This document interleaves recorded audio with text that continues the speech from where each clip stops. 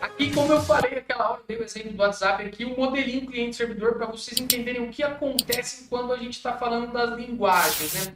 Então, eu tenho lá o servidor, meu servidor web, e eu tenho o cliente. Quem que é o cliente? Os navegadores de internet. Então, o que eu tenho dentro do navegador e o que eu tenho dentro do servidor? Quando eu chamo o meu servidor lá, o servidor web, para mim ter um servidor web que as pessoas vão acessar e tudo mais, eu preciso ter o servidor web instalado, né? Que é o aplicativo, o programa que entende o que é uma requisição web. E no nosso caso aqui eu estou citando o exemplo do Apache. Mas se eu estivesse programando em ASP, por exemplo, o C Sharp, eu poderia estar usando aqui, ao invés de Apache, eu poderia estar usando o IIS, que é o servidor web da Microsoft. O PHP, que é a linguagem de programação que a gente está usando, né, que nós estamos usando para que vocês estão aprendendo. O MySQL, que é o servidor de banco de dados. Eu poderia voltar no mesmo exemplo. Eu poderia estar usando aqui o IIS no meu servidor com a linguagem C Sharp, com o SQL Server. Então, daria para mim estar com toda a estrutura diferente. Aqui, usando o próprio Apache, tem o Apache Classfish, Tomcat, se eu não estou enganado, que é para o pessoal que desenvolve em Java. É um servidor web também para Java, né? Mais apropriado para Java. Eu não sei se esse mesmo Apache aqui funcionaria com Java também. Bom, mas beleza. E outra coisa importante. Então, aqui no servidor vai rodar os meus serviços aí que eu dependo para minha web funcionar. Então, o que o navegador de internet depende? Ele depende do servidor web estar instalado aqui nessa máquina. Se essa máquina, esse servidor, não possui um servidor web, o navegador vai vir aqui fazer uma requisição e vai falar, não encontrei nada, porque não tem um servidor web. Então, depende, para que esse cliente exista, esse servidor precisa existir. Tá? Aqui nós temos, então, o que roda no navegador? O que o navegador entende? O navegador entende HTML, CSS e JavaScript. Então, como funciona essa questão do cliente-servidor no desenvolvimento web? E eu vou mostrar isso na prática para vocês ainda hoje. Eu acho que vai dar tempo. Quando eu crio um código ali no PHP, por exemplo, ele vai ser interpretado aqui pelo próprio servidor e o servidor aqui ele vai mandar para o navegador só HTML, CSS e JavaScript. Você nunca vai ter acesso aqui do cliente à minha programação. Tá? Se você tiver acesso a isso é porque você programou errado. Aí não está legal o seu código. Tá? Mas o ideal é o cliente web ele só tem acesso a HTML, CSS, JavaScript. Ele não entende o que é PHP. Ele não vai interpretar PHP. Quem interpreta o PHP é um programa chamado PHP, que é o interpretador da linguagem. Então, fique claro isso. Bom, aí dentro do desenvolvimento web a gente tem alguns fatores que eu acho que eu já falei com vocês, mas eu acho que vale a pena a gente frisar isso mais uma vez. Muitos desenvolvedores web, antes de começar a desenvolver o site propriamente dito, ele cria ali um desenho do site, ele cria uma estrutura personalizada. Hoje em dia isso vem diminuindo, né? A maioria das empresas, principalmente como hoje não são muitos programadores, às vezes, desenvolvendo site, hoje tem muita empresa de marketing, né? As agências de marketing começaram a entrar muito forte nesse mercado e eles usam muitas plataformas prontas, tipo WordPress, tipo Wix, Bitrix. Então eles pegam muito essas plataformas prontas de site e utilizam isso. O Mambo, né, o Mambo é antigo, tem uma versão que saiu depois, Joomla. Então eles usam muito esses gerenciadores de conteúdo, criam um site, então eles não criam uma interface personalizada primeiro e vai lá no cliente e aprova. Eles combinam com o cliente, a gente vai fazer um site, vai ter as páginas tal, vai ficar mais ou menos assim. Mas antigamente isso aqui era quase que uma praxe. Eu fazia um desenho de um layout, levava para o cliente, ele aprovava o layout e depois eu fazia a conversão do layout. Esse trabalho é o trabalho do profissional de front-end. É o cara que vai criar a interface do site, vai criar a parte visual do site. Isso aqui ele poderia desenhar, primeiramente, né, fazer um desenho, um esboço, a planta daquilo que ele quer desenvolver, e depois ele faria a conversão para o HTML, né? E aí, nesse caso aqui, ele desenvolveria usando HTML e provavelmente, né, nos dias atuais, não tem como fugir do CSS. Então, você teria que usar aí HTML e CSS. E as bibliotecas que a gente usa, Bootstrap, Materialize, para ir melhorando aí o desempenho desse site, deixando o site mais elegante possível. Falando de ferramentas que a gente tem no mercado hoje que vocês podem usar para desenvolver, né? E como eu falei, como eu dei esse exemplo aqui da questão de criar, né, o layout, desenhar isso antes, aí eu citei aqui o Fireworks, que é uma ferramenta que dá para fazer isso, o Photoshop, as duas ferramentas são pagas.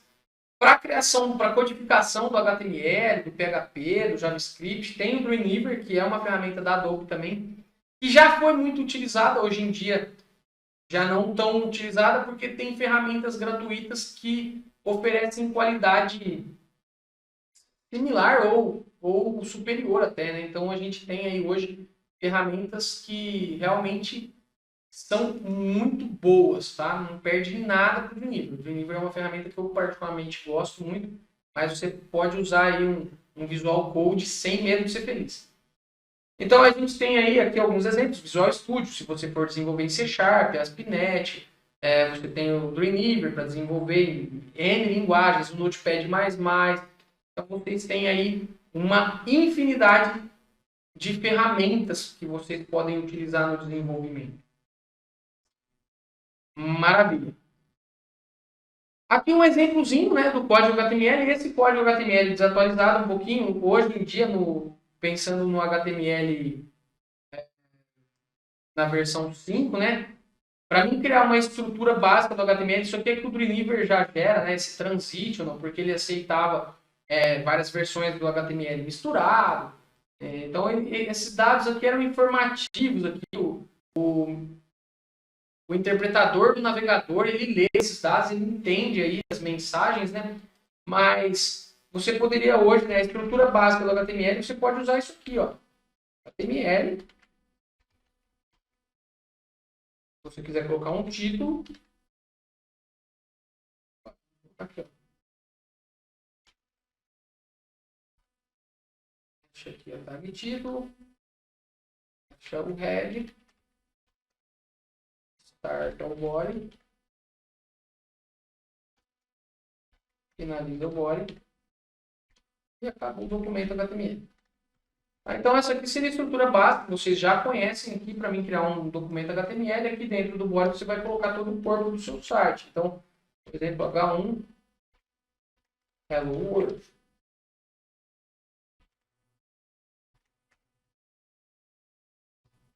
Aí, então aqui você já teria aí uma estruturinha básica do HTML com Hello World aqui e o título do meu site. Tá? Não tem segredo.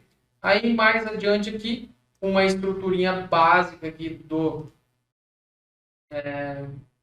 CSS. Então, conhecendo o CSS, o que o CSS propicia para a gente? O CSS vai propiciar, dentro do modelo que a gente tem hoje lá, então eu tenho um site que eu poderia fazer ele inteiro em HTML? Sim, poderia. Nos dias atuais eu não aconselho um site somente em HTML.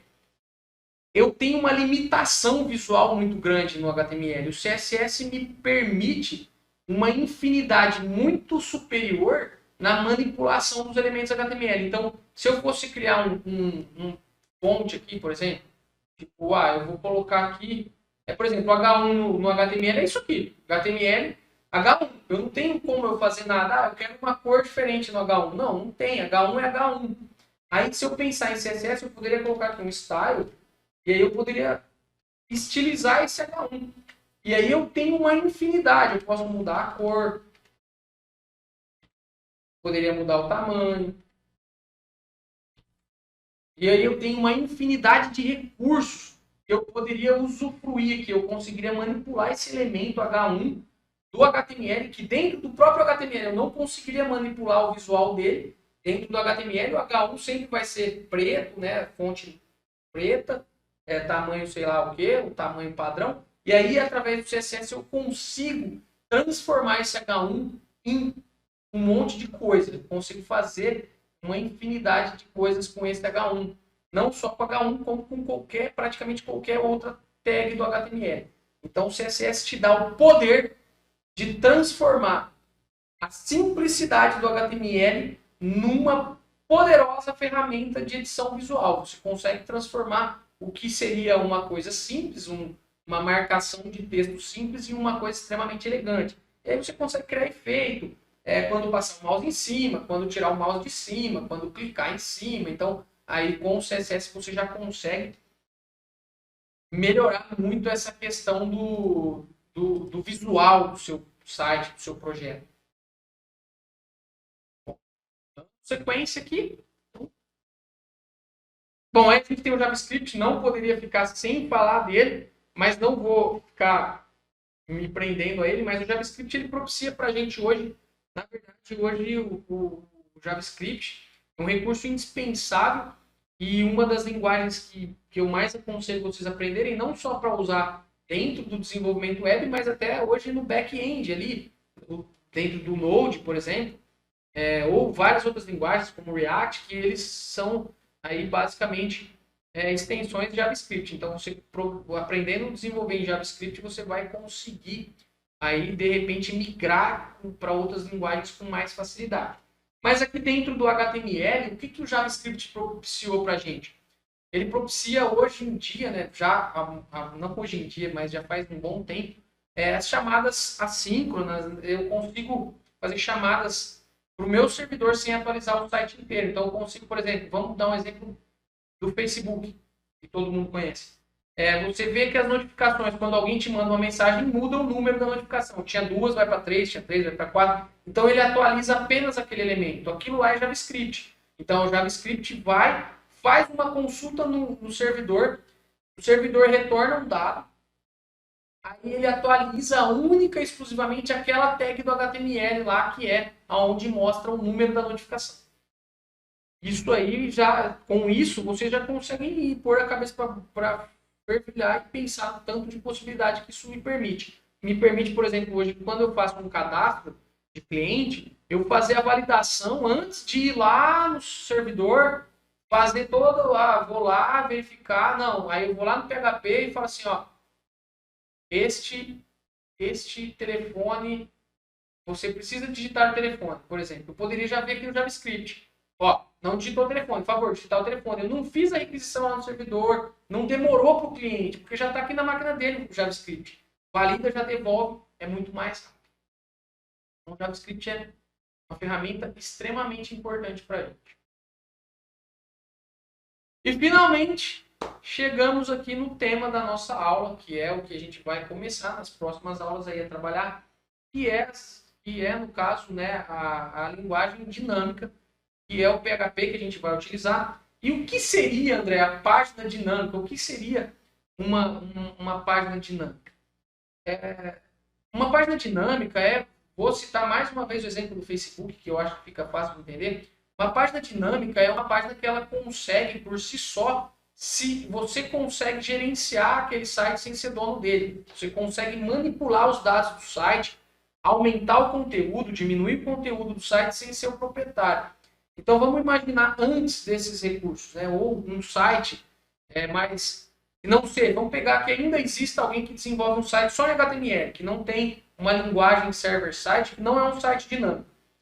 Sempre que você for atualizar um site que não é dinâmico, você vai ter que conhecer o HTML, você vai ter que ir lá na estrutura do site e incluir alguma coisa em HTML ou remover uma parte do HTML. Eu quero inserir uma imagem. Você vai ter que ir lá, IMG, SRC, vai inserir a imagem.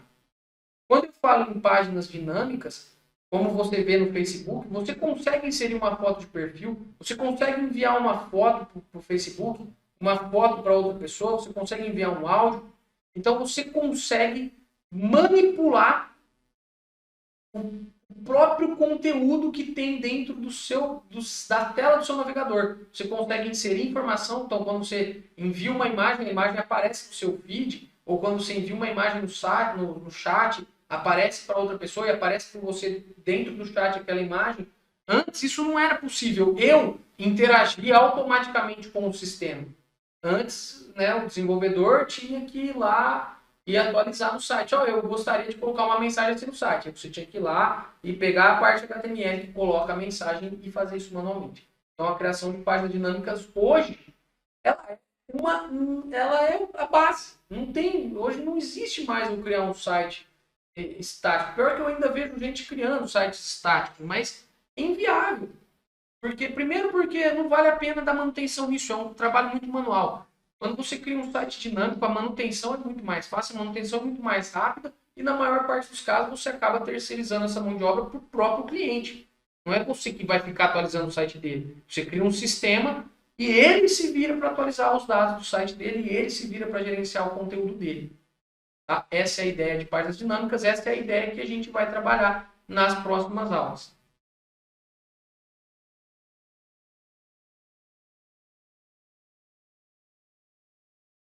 Bom, beleza. Era isso. Eu só vou mostrar agora aqui para vocês, antes de finalizar, eu só vou criar um documento aqui em PHP para exemplificar aquela questão que eu falei. Bom, se eu vou usar PHP, eu preciso de um servidor web. Então, eu tenho aqui na minha máquina instalado. Na próxima aula, eu vou voltar a falar disso, vou demonstrar isso. Eu tenho que ter um servidor web instalado. Dentro do meu servidorzinho web aqui, ele tem uma pasta que ele interpreta os arquivos, né, que é a pasta que faz toda a interpretação. Se eu colocar em outra pasta, não vai funcionar, então eu tenho que salvar dentro dessa pasta, que é a pasta onde ele interpreta os projetos, que é essa pastinha www. Aqui tem vários projetos meus. Então eu vou criar aqui uma pasta nova e vou chamar essa pasta. Na verdade, eu tenho aqui uma pasta chamada aula 1. Eu vou apagar o conteúdo dela e a gente vai criar nela.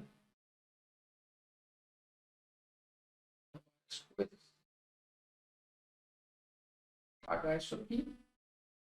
Aí eu vou criar aqui no bloco de notas mesmo.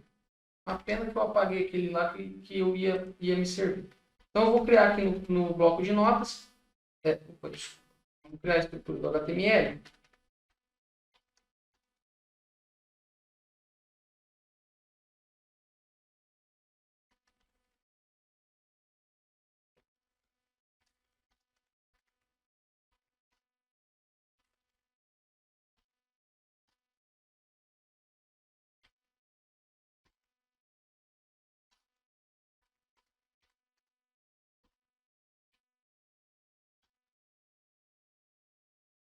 Aqui eu vou colocar um PHP.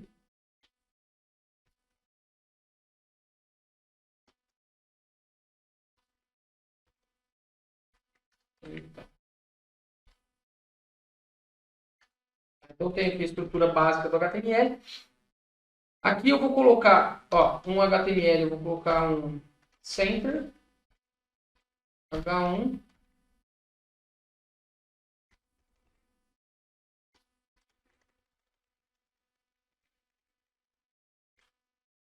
para vocês entenderem aqui o servidor web. Eu vou fechar o center aqui depois do PHP, para ficar tudo centralizado. E aqui eu vou fazer uma conta, eu vou declarar uma variável,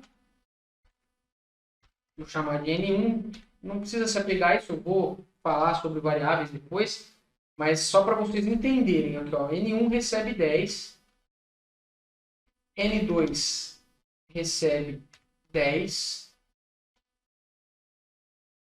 soma recebe N1 mais N2. Eu vou exibir aqui na tela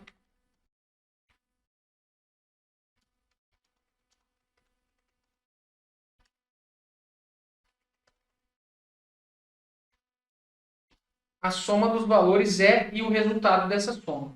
Eu vou salvar esse arquivo dentro da pasta aula 1.